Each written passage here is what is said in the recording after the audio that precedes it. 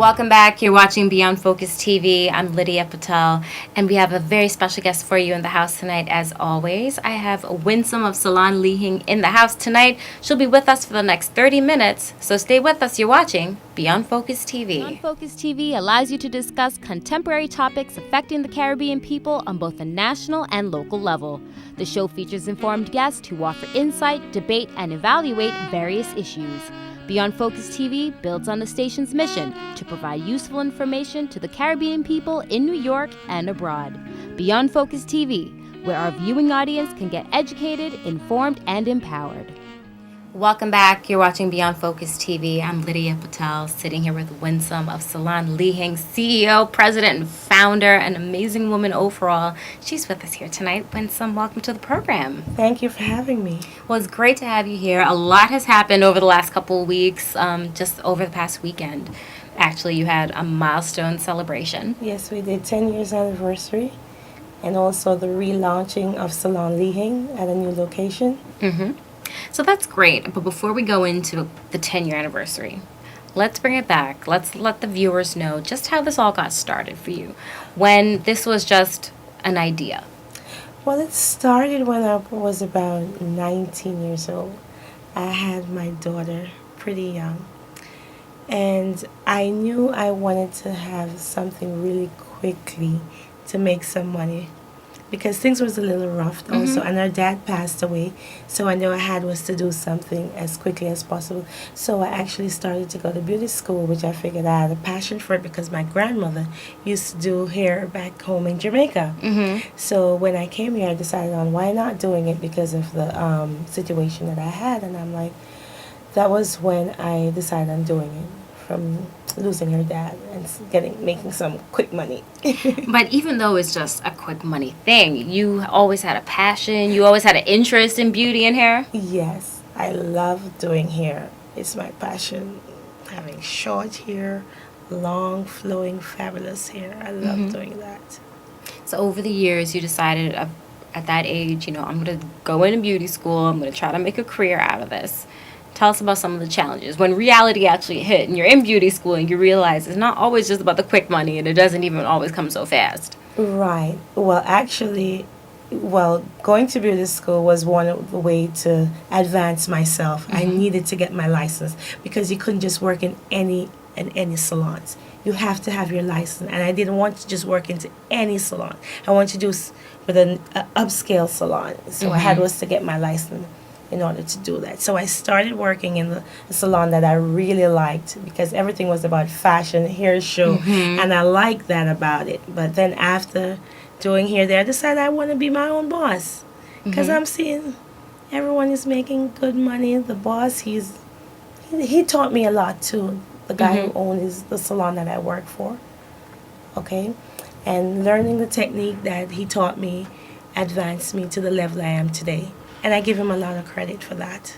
That's amazing. And a lot of times people don't even understand. When you come out of beauty school, you really have to kind of shadow, be an apprentice. If you have to have somebody good to really kind of show you the way. Because it's easy to get lost. This is an industry where you can get lost really, really quick and pick up some bad habits on top of that. Because not all stylists are great stylists, of course. Right. So once you decided to do that, you're in New York, the mecca of hair and beauty and fashion. Did you decide to work into the city? What was your goal at first? Actually, I wanted to work in the city, but then I was working with another salon, and from there on, I decided that I wasn't growing there. So when I started this other salon, it was more about training to cut hair, to be a real good cutter in short hair. And I love doing that.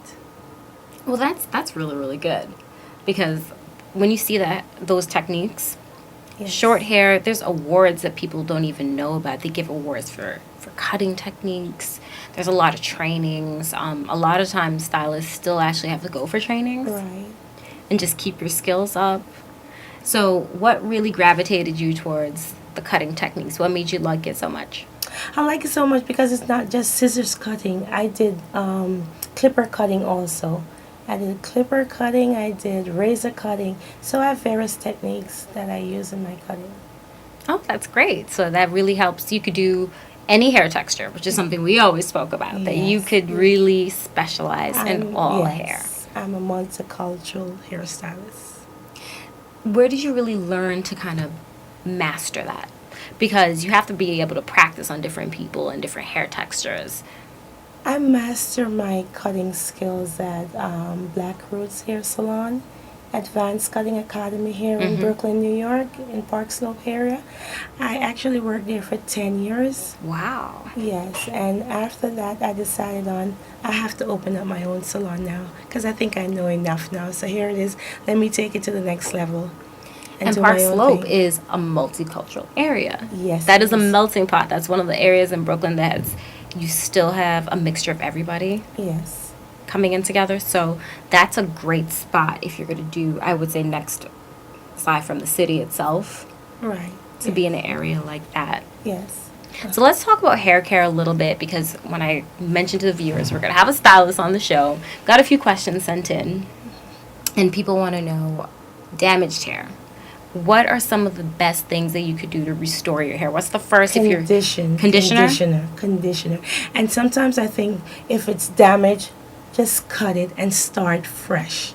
You hear that, Let guys? go of the dead hair and start fresh. That is really, really hard. And for somebody like myself, I've colored my hair. I don't chemically treat it aside from the coloring.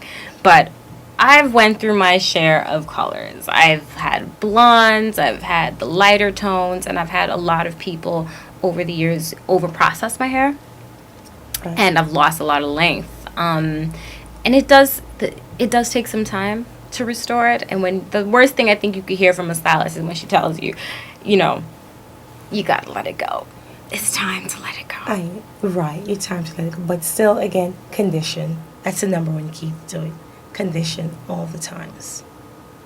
Okay. That's the number one. What about natural, home-based? You hear a lot of different myths about, cholesterol, mixing your own cholesterol mix at home. Yeah. Do you have any tips or any suggestions that you would recommend for more home-based stuff that you could actually use that would really be good for your hair? Some mayonnaise is pretty good for the hair also. I've heard that. Yes. And also some beer. Beer? Add some beer to the hair also. It works.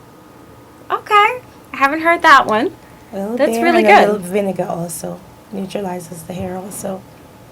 That's good. Over the years, I'm sure you've seen so many different types of damage that's come in, either from perms, the relaxers, chemicals. Is there different types of treatments that you would suggest, or if anyone wants to come in with damaged hair, how would you assess it? I would make sure I take a good look at the hair, and then from determining it, I know I have to use some detoxifying shampoo to remove all any residue upon the hair. And then I had some emergency conditioner, that like a reconstructor for the hair, and then I go back in again with some moisturizing conditioner. So you said there's a detoxifying shampoo? Yes. You have Nairobi detoxifying shampoo that you could use for the hair. It removes all impurities into the hair, and then you go ahead and you condition it again. And that's something that's actually not even really promoted on mainstream television. You don't see anything about detoxifying your hair. And that's something, if you detox your body and sometimes you do cleanses, you would think your hair should be able to be detoxified as well. So that's actually something really good. Even if your hair is not damaged, would you recommend maybe once a month just using a detoxifying shampoo? Once a month, right. Yes. That's and great. Especially also if you are in some chlorine water in the pool, it's great also for removing all chlorine from the hair. That is great. We're going to take a quick break. When you come back in the next segment, I want to go into getting natural. Some people are doing that transition, going, giving it the perms and the weaves a break, going into natural. So stay with us. You're watching Beyond Focus TV. We'll be right back.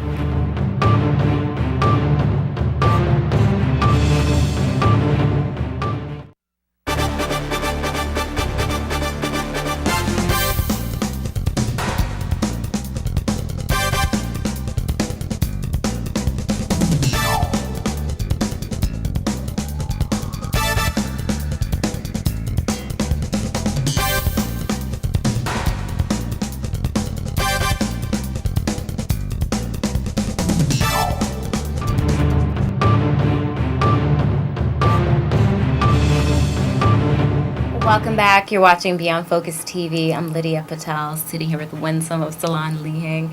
So, Winsome, we were talking about people who want to go natural. And it's a really big movement right now. We know a lot of people. Natural is in, the big fluffy froze, really thick textured hair. That's definitely one of the things that people are trying to do. So give us some tips for, let's say, people who've been weaving for a long time. Take the weave out. You've got, what's the first steps in really trying to go natural? The first step is, we have to make sure you condition the hair. Shampoo, condition. Again, what you can do from moving from chemical to natural, there are some processes that you could do by straw setting your hair, rod setting your hair. In the meantime, if you don't want to cut it off.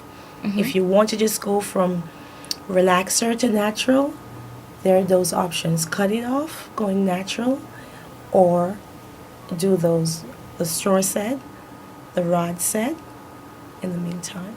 So that would be kind of like basically while you're letting it grow out, essentially. Right. And if you don't want to cut it all off. Would your recommendation be to cut it and start fresh? Yes. Because don't hold on to it. You want to change, just take it off and just start fresh. And then when you do that, you'll be able to assist with new growth and stuff that you could do to help make the hair grow faster. Well, your hair grow half an inch of each month, so as the time goes by, it will grow to the length you want. They say that, but I don't see it. Like on myself, I don't see my hair growing half an inch a month. Okay, whenever you look at your ends, you could tell because it starts getting all a little raggedy there. Mm-hmm. And your new growth, you could see where, if you have coloring, and you start seeing the dark root coming in, it's time. That means it's growing. I see the growth at the top. I see it at the root. Yes. I don't see it growing down. Well, from the root, it's growing. Okay, that's really interesting. So let's talk about weaving. The to-dos, what not to do, because you see some really bad weaves. When I was on the radio, I had a segment every Wednesday called the WWA, Wig and Weave Association, and we would really go through I recommend some good weaves. Don't do the weave for only 2 months. After 2 months, it starts getting tangly and it starts to lock. So don't leave it past 2 months. And you should shampoo your hair every 2 weeks. Okay, and that's so funny you said that because a lot of people, but I've got the hair, you don't want to get it. It changes the texture once you wash it. No, you can go, just because you have a weave-in does not mean you can't go and get your hair washed. You have to have it shampooed, yes. Okay, so that's definitely on the top things to do. Get your weave washed and set. Yes. Absolutely. It's just like your own hair. You treat it like your own. It's yours. It basically is your own, not because of the fact that you bought it too, right. But it is yours. Tell us about a case where you've seen some people come in where it's like, okay, it is really time to get this weave off. You have to stop holding on to it. Right. I have. And when it's past that time, 2 months, please remove it. Don't keep it any longer because you're going to ruin your own hair. It's going to start breaking. Yes. A lot of people don't know that. A lot of people think, especially, we know weaves cost a lot. I mean, that's a reality of it. Yes. But you have to remove it. You could take it off and put back in the same hair sometimes. Yes, you can. Yes, you can. Well, that's good. So, I mean, there's different ways of really preserving the hair. If you want to do that, what are some of the tips that you would give if you want to really stretch out the life of the weave? If you want to stretch, shampoo it. Treat it like your own. Shampoo, condition every 2 weeks, and you'll keep the life of it. And when you take it out and you want to keep it, shampoo it and store it into a nice Ziploc bag and put it away. That's a great tip. Okay, so you can actually, let's say you're going from a curly style into a straight style or change the look, you don't want to get rid of the hair, wash it, put it away in a dry, cool place. Right. Okay, then you can go back to it. Exactly.